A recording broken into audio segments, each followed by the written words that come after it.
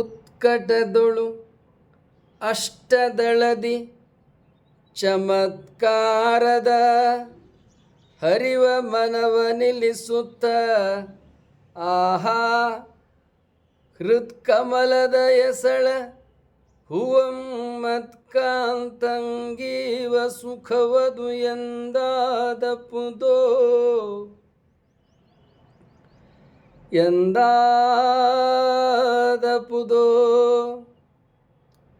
ಉತ್ಕಟದೊಳು ಅಷ್ಟದಳದಿ ಚಮತ್ಕಾರದಿ ಹರಿವ ಮನವ ನಿಲ್ಲಿಸುತ್ತ ಆಹಾ ಆ ಹೃತ್ಕಮಲದ ಎಸಳ ಹೂವಂ ಮತ್ಕಾಂತಂಗೆ ಈವ ಸುಖ ಅದು ಎಂದಾದಪುದೋ. ಭಕ್ತಿ ಭಂಡಾರಿ ದಂಡನಾಯಕ ಕೇಶಿರಾಜರ ಕಂದಪದ್ಯ ವ್ಯಾಖ್ಯಾನ 86.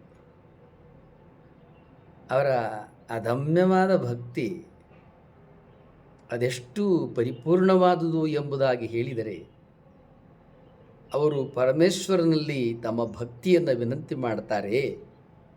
ಉತ್ಕಟದಳು ಅತ್ಯಂತ ಭಕ್ತಿಯಿಂದ, ಪರಿಪೂರ್ಣವಾದ ಭಕ್ತಿಯಿಂದ, ಚಮತ್ಕಾರದಿ ಹರಿವ ಮನವ, ಈ ಮನಸ್ಸು ಏನು ಸುಳಿವೆ ಗೊತ್ತಾಗೋದಿಲ್ಲ, ಅದು ಹೆಂಗೆ ಹರಿದಾಡ್ತದೆ, ಅದು ಎಲ್ಲಿಗೆ ಜಿಗಿತದೆ, ಅದು ಹೆಂಗೆ ಹೋಗ್ತದೆ, ಅದು ಚಮತ್ಕಾರ ಮಾಡಿಬಿಡ್ತದೆ. ಈಗ ಇರ್ತದೆ, ಇನ್ನೊಂದು ಗಳಿಗೆ ಎಲ್ಲಿ ಹೋಗ್ತದೆ ಗೊತ್ತಿರೋದಿಲ್ಲ. ಚಮತ್ಕಾರದಿ ಹರಿವ ಮನವ ಅಂತಾರೆ. ಅಷ್ಟದಳದಿ 8 ದಳದ ಕುಸುಮವನ್ನು ಹೃತ್ಕಮಲದ ಎಸಳ ಹೂವಂ ತಂದು, ನಮ್ಮ ಹೃದಯ ಕಮಲದ 8 ದಳದ ಹೂವು ಅಂತಾರೆ. ಕೇಶಿರಾಜರಿಗೆ ಯೋಗ ವಿಚಾರವು ಬಹಳ ಗೊತ್ತಿದೆ ಅಂತ ಅನ್ನಿಸ್ತದೆ. ಹೃದಯ ಕಮಲದೊಳಗೆ 8 ದಳದ ಹೂವು ಮೇಲ್ಮುಖವಾಗಿ ಅರಳಿಕೊಂಡಿದೆ ಅಂತೇಳಿ ಈ ಕಂದಪದ್ಯದಲ್ಲಿ ವಿವರಿಸ್ತಾ ಇದ್ದಾರೆ. ಯೋಗ ನಮ್ಮ ಶರೀರದೊಳಗೆ ಸಹಸ್ರಾರದಿಂದ ಹಿಡಿದು ಮೂಲಾಧಾರ ಚಕ್ರದವರೆಗೆ ಒಂದೊಂದು ಚಕ್ರವನ್ನು ಕೂಡ ಅದು ಕಮಲದ ಹೂವು ಅಂತ ಕರೆದುಕೊಂಡು ಬರ್ತದೆ. ನಮ್ಮ ಮೆದುಳನ್ನು ಸಹಸ್ರದಳದ ಕಮಲ ಅಂತದೆ. ಅಂದ್ರೇನು? 1,000 ದಳದ ಕಮಲ ಅಂತಾರೆ. ಇಲ್ಲಿ ನಮ್ಮ ಹೃದಯವನ್ನು ಇಲ್ಲಿ ಏನು ಹೇಳ್ತಾ ಇದ್ದಾರೆ ಅವರು, ದಂಡನಾಯಕ ಕೇಶಿರಾಜರು 8 ದಳದ ಹೂವು ಅಂತಾರೆ. 8 ದಳದ ಕಮಲ ಹೂವು. ಈಗ ನಾವು ಬಹಿರಂಗದಲ್ಲಿ ಪುಷ್ಪ ಪತ್ರಗಳನ್ನು ತಂದು ಉಪಾಸನೆ, ಪೂಜೆ, ಭಕ್ತಿ ಮಾಡ್ತೀವಿ.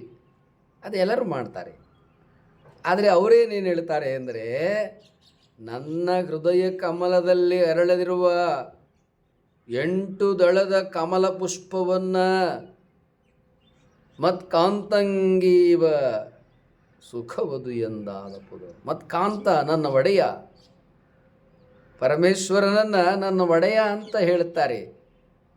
ಅವರು ಈ ಕಂದಪದದಲ್ಲಿ ವಿವರಿಸ್ತಾರೆ, ನನ್ನ ಹೃದಯ ಕಮಲದಲ್ಲಿ ಅರಳಿರ್ತಕ್ಕಂಥ 8 ದಳದ ಕಮಲ ಪುಷ್ಪವನ್ನು ತಂದು ಮತ್ಕಾಂತಂಗೀವ ಸುಖವದು ಎಂದಾದಪುದು.